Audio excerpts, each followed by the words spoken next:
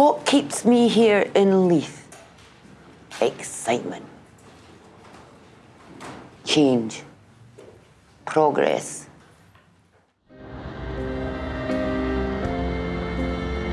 But you know what, I always remember getting the number 7 bus, or the 14 bus, and it would, you know, up the bridges, turn down Leith Street, and as soon as it kind of turned that corner, I felt that sort of, almost like you're coming into land on an aeroplane, that something was about to be different. And suddenly it was like everybody spoke a different language, you know, it was a different time zone, it was, you know, a different country.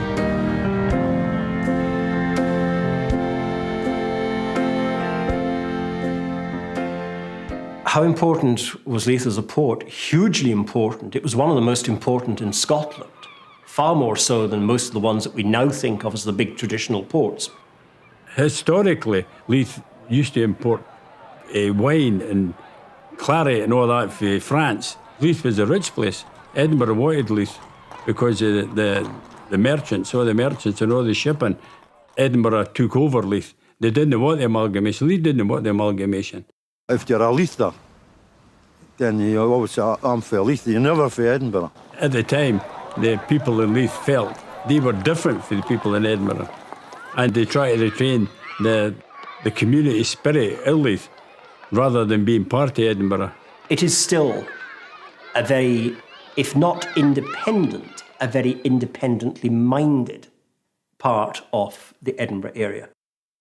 They still didn't, although they were amalgamated, they still weren't together. They were always separate. Yeah, and Leith was always separate from Edinburgh. Well, Leith and Edinburgh used to finish at Balrog, yeah? And used to go to the Boundary Bar. Do you mean, you ever heard of that? The Boundary Bar, away back. And the Boundary Bar had 2 doors. And they used to close the Leith side at 10 o'clock. And you have to move to the other side of the bar for half an hour. And that's true. And everybody knows where that damn boundary is. It's incredible. We've erected a sign that welcome to Leith. Underneath there's the words twinned with Rio de Janeiro. And just for the purposes of the photo shoot, we moved it down to a site where we could get a better picture. We had to have somebody full-time explaining to people that this is not where it was going to go. We know it should be further up the road, and we will put it further up the road in about half an hour's time.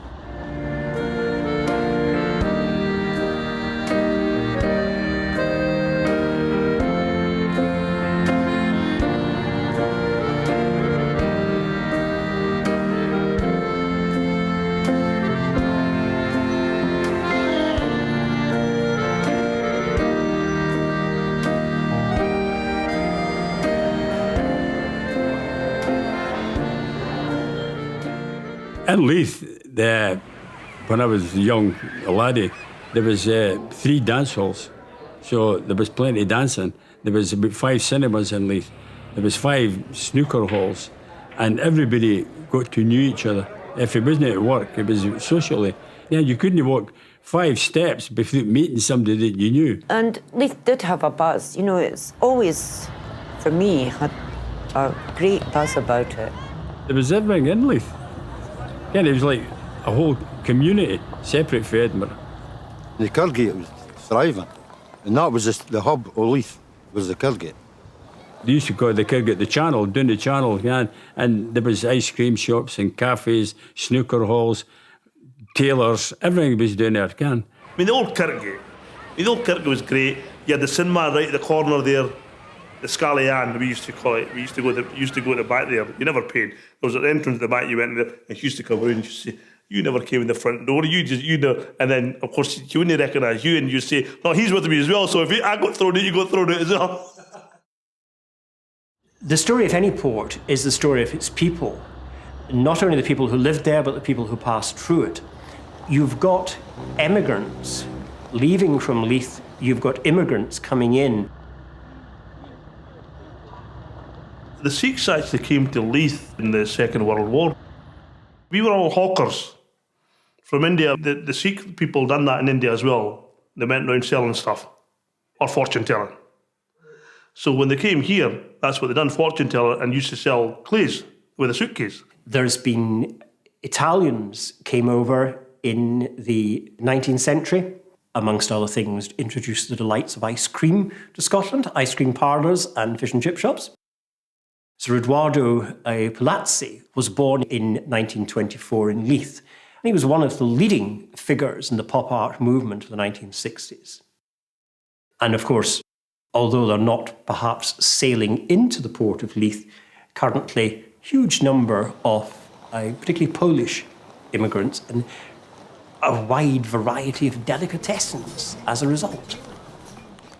I was born in the shadow of a faint fields green, and the blast from a freighter's horn was the very first sound that reached my ears on the morning that I was born. As I lay and I listened to the shipyard sounds coming out of the unknown, I was lulled to sleep by a mother tongue that was soon to be my own. And I've often listened to my father tell of the days that he once knew. When I started, there was just over 1,000. It was sort of a boom time. That was in the 50s. I joined in 1955. It was sort of a boom. And after the war and things were sort of building up again, if there was a lot of work, you got a job, no bother. But if there was only one ship starting that morning, you would have maybe 300-400 men all trying to get a job for this one employer or one foreman. And he had to pick your book. You can imagine 300 men or 200 men all standing with their books sticking up in the air. It was pandemonium. What happens in the docks is the dockers go down to the ship where the cargo to be unloaded, and some will be employed and some won't, but they're always on a retainer. If there was no work, the National Dock Labour Board stamped your book. You had 11 stamps, one for every half shift through the week. And Saturday morning, you worked on a Saturday morning. So if there was no work, you went to him and he stamped your book with a green stamp. And everybody called it a duck egg, kind of green stamp. And then they paid you X amount of money per stamp for the week. They go down for very early in the morning, and if they're getting employed, they get employed that day. And then they ask the men to come back at midday, if they need further help. If you only worked half the week, the National Dock Labour Board would then get the money back from the stevedore that he was paying you, and it would offset it with the 6 shillings per half shift that you weren't working. So that would make up your wage. Guys like me that really didn't have any qualifications, if you know what I mean, a leaving certificate, that's what I left school. So you all went into trades. I served my 5-year apprenticeship right in the spot at Rob's. And I started as a gate boy. What you used to do was the workers used to have wee brass tags, and with your number on it, because you didn't clock in, So you went to the gate and you got your tag, your number, and that was you, and you handed it back at night, And I started that when I was 15. In Rob's, there'd be at least 1,000 people. I mean, talking between the finishing trades, which involves obviously joinery, electrical, painting, plumbing. Then you've got the black trades, what they call the black trades, which was actually built the ships. Obviously the ships got built on what they call the stocks, and the metal structure would be built. And then we would go on, and as I said to you, we would set up the lines while the ship was still in a static position. And then once that was done, the ship was launched, that's when we started fitting out the ship. You take it, I could be working with you today, somebody else tomorrow, somebody else the next day. I was working with all different men, not the same man all the time, and not the same faces. And so there was a variety of meeting people. You got a variety of opinions about things. And you got the militants that were always moaning and arguing, and you got the ones that never opened their mouth, Yeah, there were a big variety of men, and it was good. And that's what I liked about the docks, and the comradeship. Rob's not only built ships, they also repaired ships. So some shipping for them, it's got a ship coming into Leith, maybe with cargo, they would say to them, listen, I want the ship this repaired and that repaired, or a new propeller, or the bottom scraped and painted, and they would do repairs as well. Yeah, but it was all varied for wee tugs, wee power tugs to big ships there.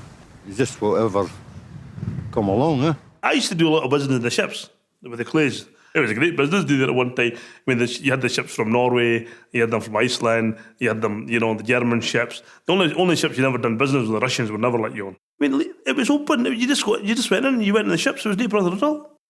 I mean, that was the only place you ever got your Budweiser and you ever got your Becks, you know that, on the ships. There was nobody else. I mean, you used to go in, you used to say, if they didn't buy anything, you got any beer, there's wee bottles of Budweisers, or the wee bottles of the Becks you used to get off them, But I mean, there was some good work, like i.e. the captain's cabins, and that was like top class. You had to be like the elite to get to work in one of them.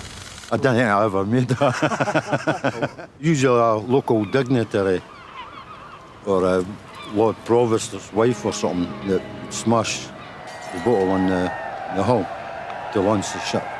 But the whole family's wives, children come down on that day of the launch. I thought being in the docks was a great job, and everybody's been in the docks think it's a great job. We're just unfortunate that the job was lost to Leith at 89 when we all got made redundant. The last of the dockers, the old dockers, they had the party, and they got presented with their cheques, and then the Piper marched them at the dock.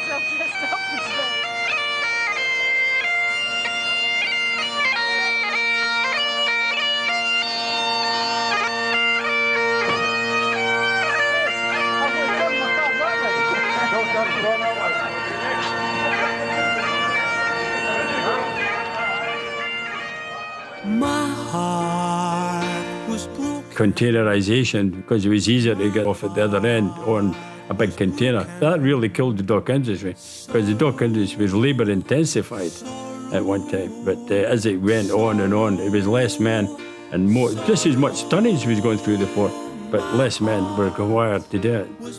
Once the docks closed and most of the shops, most of the big places closed, that's when the shops and that were all hit. Because obviously, at the weekend, the workers were coming in, they were buying stuff for your jeans and that for the, for the going out the weekend, because they had money, because they were making money at the docks. My tears are drying. My tears are drying. Thank you, thank you, thank you, thank you. My tears are drying. My tears are drying. Your beauty and kindness made tears clear my blindness. While I'm with my room on this earth, I will be with you.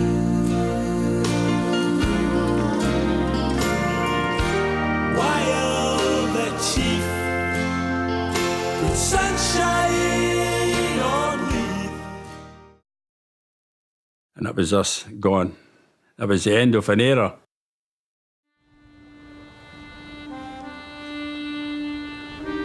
I saw it change now,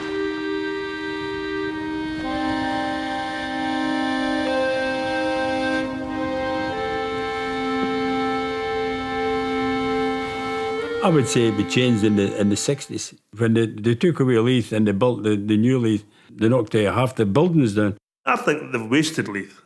I really think, that the character of Leith is no longer there. They tore the heart out of Leith when they took away the Kirkgate. If they did something, can renovate it, redo the buildings, they would have kept the Leith as it was. They destroyed it. All these old buildings. That would never happen now, because they had character. Most people, if they had given the choice, would never have left Leith. But when they started renovating Leith, people got shipped out to Granton, Muirhouse and places like that. old Leithers that didn't want to go there, but there were nowhere else for them to go. Well, Leith, like most dock areas throughout Europe in the last 20 years, has changed tremendously.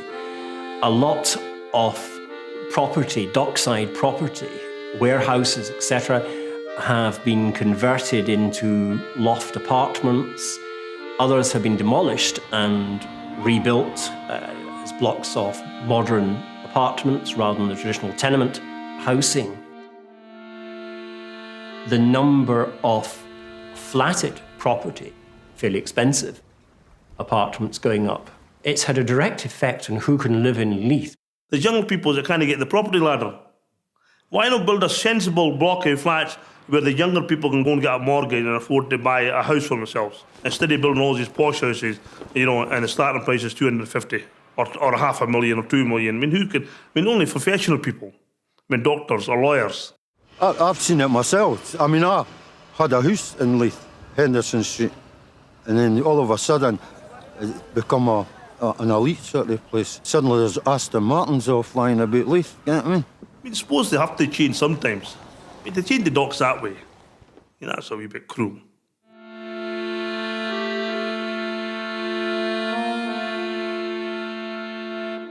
The rest of Leith, it's in the melting pot at the moment. There's plans and so on, and there's declarations that there's going to be quite a lot of open space and opportunities for the community to do things, play areas. So we'll see how that goes. Well, I think it's a good thing, you know, provided it's done right. You know, I didn't think that they're going far enough. All the amenities are all closed. They're going to have to build theatres. They're going to have to build infrastructure, a community. I've seen it in other cities, and it's definitely a good thing for Leith. And it has proved in other cities that it brings a lot of money in. But the trouble is, it's all housing. And what's the good of all that housing? If there's no industry. The last bond had been knocked down. That was in Bash Street, Leith. So where did the young ones go for work? Where did they get a job of it? Ocean Terminal, that's the only thing left. One of the things particularly that I would be worried about is if Leith felt that they'd lost the sea.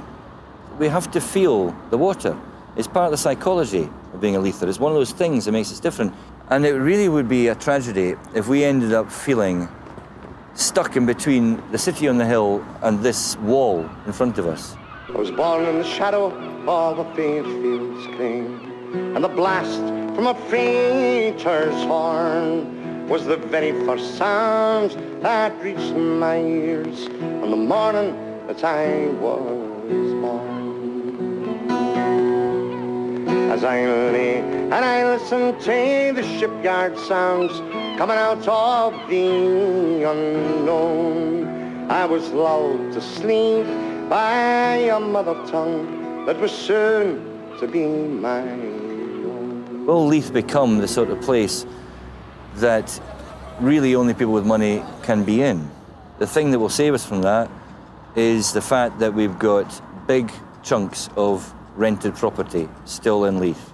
Nearly 40% of people who live in Leith live in rented accommodation. So long as that remains, we're safe from becoming a middle-class ghetto. I love it in Leith, I really do. I mean, I know I've been a long time here, but I've heard newer Leithers say exactly the same thing. You know, the shopkeeper does know your face, or the pub will know your name, or will know what you drink. It's good that people are sort of relating to Leith, as we did. Ken, they only came here, but they're Leithers. They didn't belong to Edinburgh, and maybe they've came from an area where people have treated them like strangers. Where they come to Leith, people treat you, Ken, as an equal. I mean, that in a way is the beauty of it. It's a really good mix. It's vital that we keep that mix.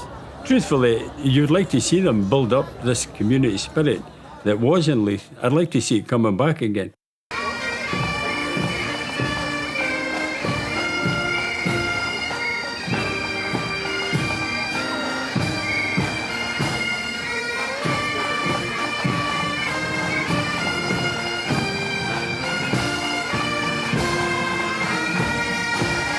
This year is the 100th anniversary of Leith Festival, and it was started to raise funds for Leith Hospital when people had to pay.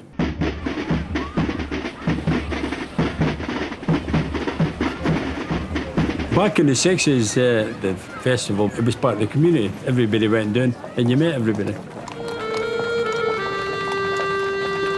The gala day is such a big thing. It's a thing that's kind of cemented in people's minds. That's where you catch up with people you haven't happened to bump into in the last year. We always went down to see it, and went down the links to see all the shows that were on and that. Maybe not getting personally involved, but, you know, it was good.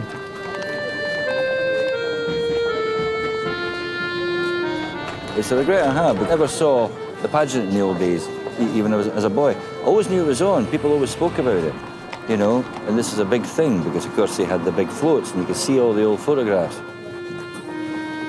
Leith Festival has kept that sort of buzz. It is the kind of thing that people would think about travelling to, you know, and that's beginning to happen.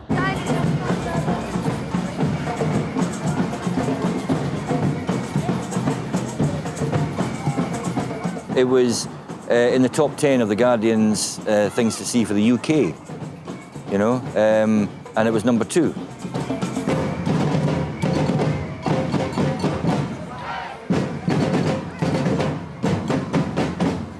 Leith Festival, you got to go. Now that we're part of Rio de Janeiro.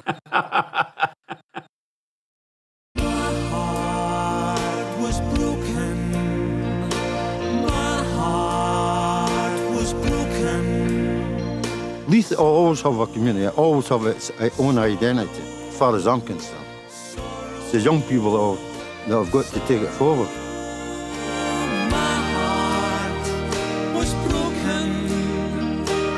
Yes, I am positive about the future. Leith has got a future. Leith has got a good, vibrant future. I know there's no industry. I know there is not much shipping left. But I still feel that Leith can grow and get better and better and better. I think Leith was better the old way. I think old Leith, you couldn't beat it. Well, I'd rather have it the old way, but having said that, the comforts in the new way.